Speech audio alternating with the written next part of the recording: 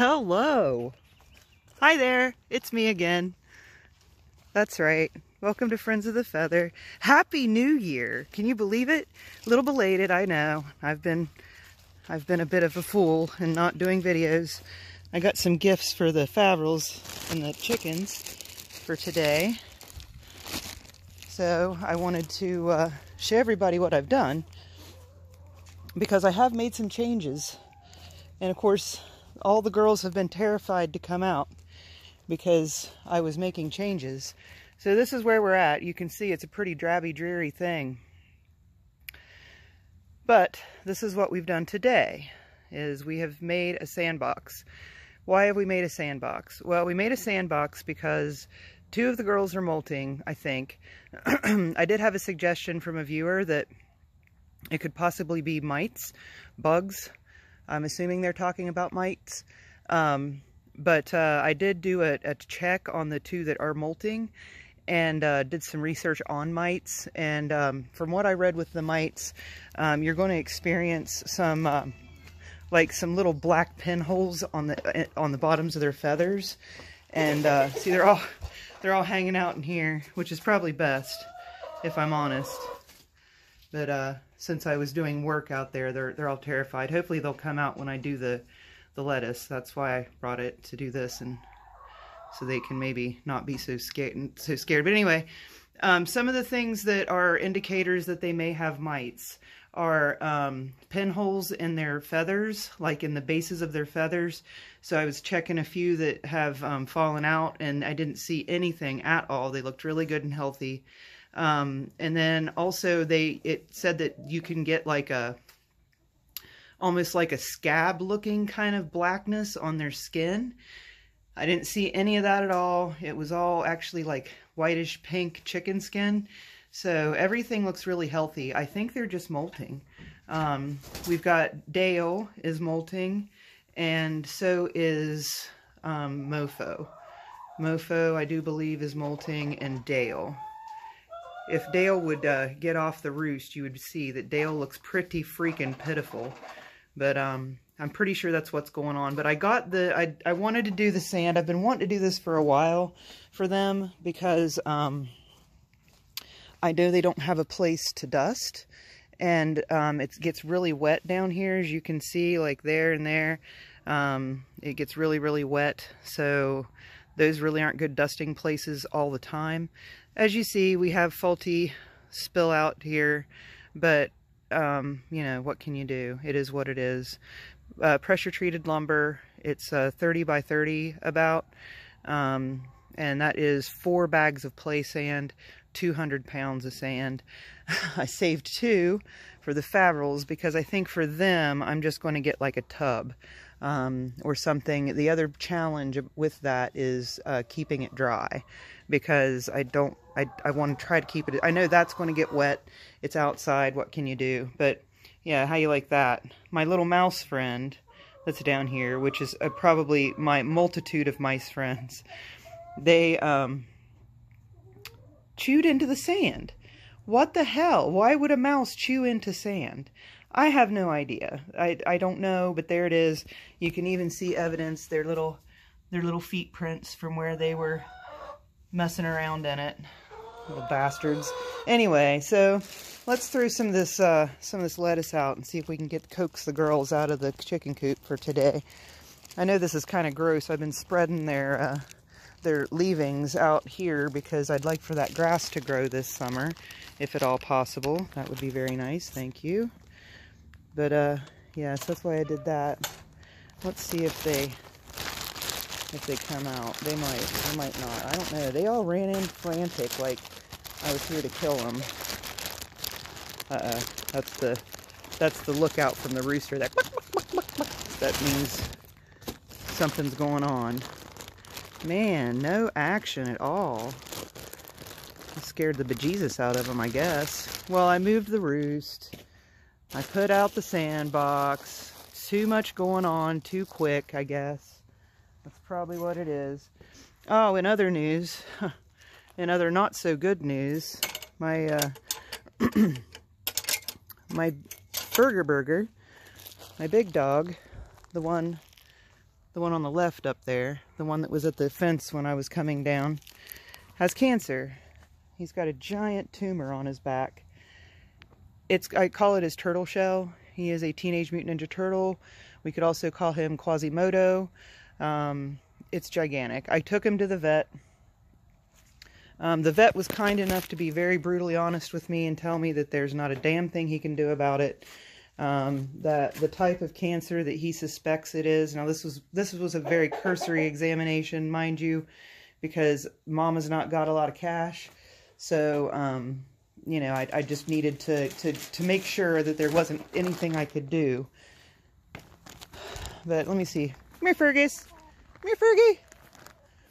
So, if you look on his side, come here, Biggie. Biggie. Oh, there it is. See it?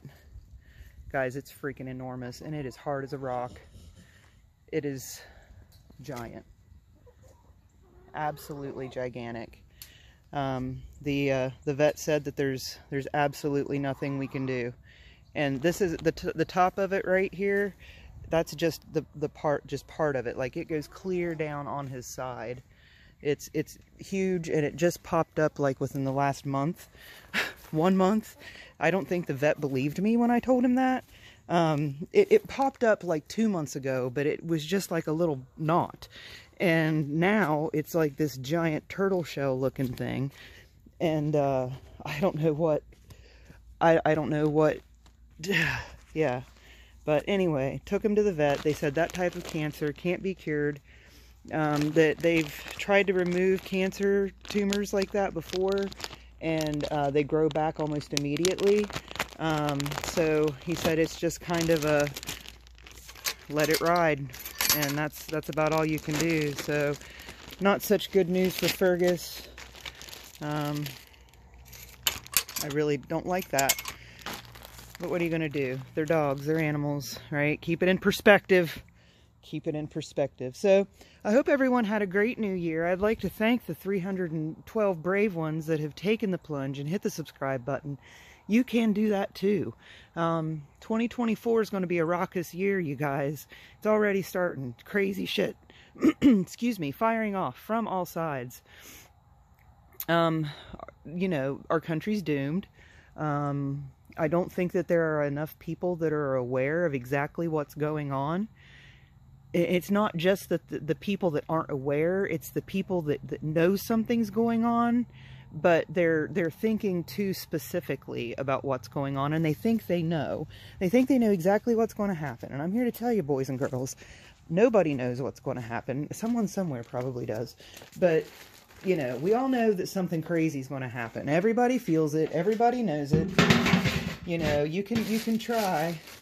If you reach down into your hearts and your pocketbooks, you'll know that something funky's going on, right? Something strange is afoot at the Circle K. So, but a lot of people think they know exactly what's going to happen. You know, they know exactly what's going to go down. They've all got their theories, and they all like to, you know, postulate about what's going to happen, what's going to happen. My theory, my personal word of advice is to keep all possibilities in mind, because God only knows what's going to happen. And the people who are trying to make something happen, they probably don't know what's going to happen either. I really think that they're trying to piss the people off to see them pop off. I think they're trying to foment a civil war in the U.S. Who's they, right? But who are they? Who's they, though? They being globalists, yeah, like the powers that be. I don't think it's any one person. I think it's a cabal of global leaders, the 1%, right? The ones that have all the power and the money. They are the ones that are trying to do something. I don't get the point. Feels like depopulation. That's what it feels like to me, but who knows? It just, there's so much wrong and so much stress from it. And I think everybody feels it. That's the crazy thing. I think everybody can kind of tell that something strange is going on. Like, there's a lot of things that are happening every day on the news. It's unprecedented, unprecedented, unprecedented. Everything that we're seeing, you know, this has never happened before in the history of the U.S. where we're breaking records, right? But yeah, so I'd really like in the coming year to talk a little bit more about that, because I've been thinking, and I'm like, my big thing, right, is the internet, right? The internet is not, I feel like if something happens and we have no power, how are we going to communicate, right? And so that will obviously make it to where people communicate on a much more local level, and everybody will have to love their neighbors again. But you know, my thing is like, you know, how can the people that have connected on the internet still communicate if there is no power, or if, you know, internet communications are somehow disrupted? Because see, the thing about it is that the gatekeepers of the information world, they're getting circumnavigated. People are finding ways to get around the thought leaders, if you will, the ones that are ruling the airwaves, right? It used to be pretty easy when it was just TV and radio. You could pretty much send out a unified message from all the networks about different things and tell the same stories from those 3 networks, and it was easy to control.